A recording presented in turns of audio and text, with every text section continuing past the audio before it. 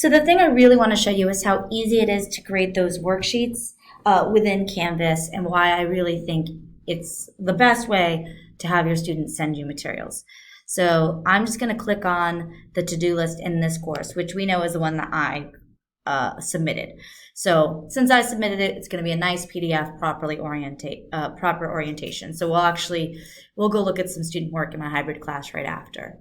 So here's what it looks like when you click on the Speedgrader. This is where you could toggle through every single student. One hint for the Speedgrader is in settings. You typically want to have it, instead of by student name, by submission status. That way, the students who haven't submitted yet, they'll be at the very end, and you can just give a bunch of zeros. Though again, I emphasize for right now, we should probably be reaching out to those students, giving them a second chance to submit late, since we're all getting used to this new system. So by submission status and save settings.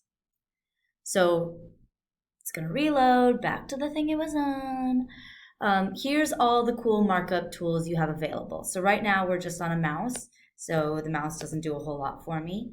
But if I use the point annotation, I can point out something specific and say, great work, or be careful, or whatever it might be. So that's the point annotation.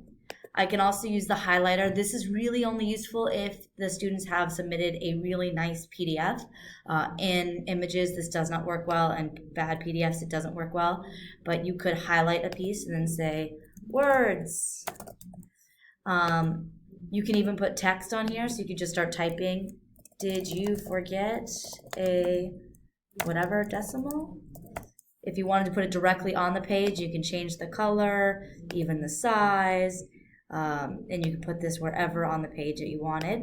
All these things you can delete, by the way, so if you decide, oh, I don't like that, you can just delete it. You can even delete the highlighting.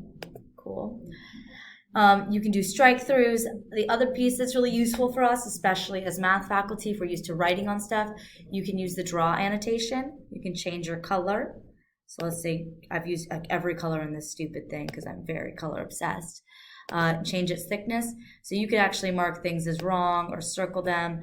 Obviously right here you're using your mouse if you don't have a stylus. If you have a stylus, you could actually write stuff. One thing to note here, until you press this check mark, everything you write is connected. So if you're going through and grading multiple things in an assignment and you make a mistake on one of these, you're going to delete all of your annotations. So once you say like, oh, that's a check mark, save that, and then you can even make a comment if you need to. I was just doing check marks with no comments on my work for my students, and if they made a mistake, then I was putting like an X and explaining why that got an X. Why was this wrong?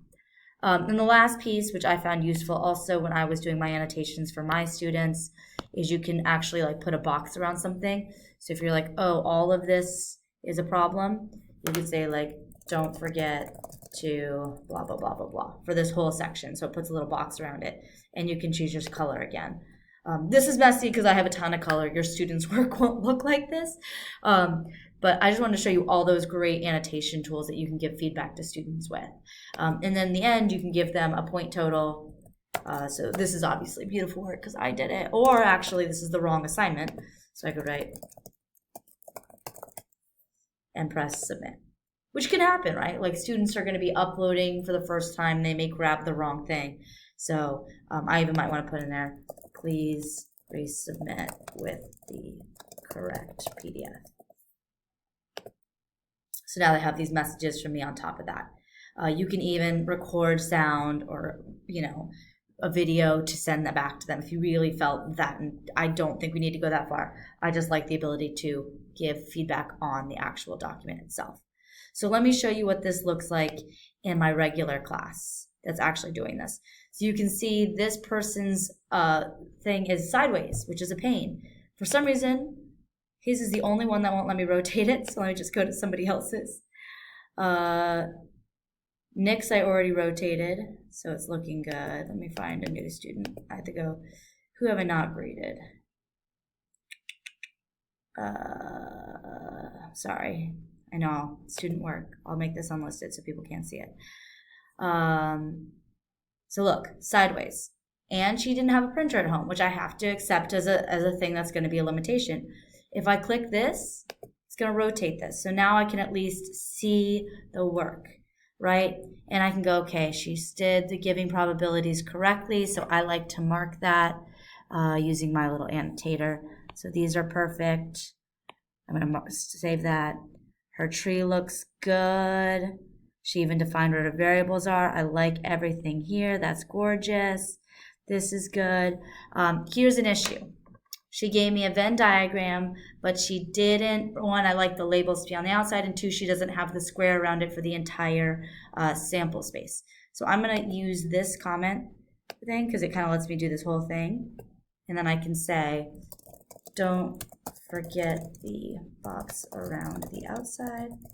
It represents the sample space. Oops. So this isn't a mistake that I would dock a student points for because I don't think it's that important. But at least I've given her this feedback so she knows that is something I would like to see in the future, and I might dock on a test. So again, there's and the nice thing here, this is two different files as most students do when they have pictures, right? And I can just click to the next one. Let me just finish grading this. I know all this stuff because I've done it a bajillion times. These next two are perfect. Oops. See, here's a problem. That didn't turn out like a check mark, so I got to delete both.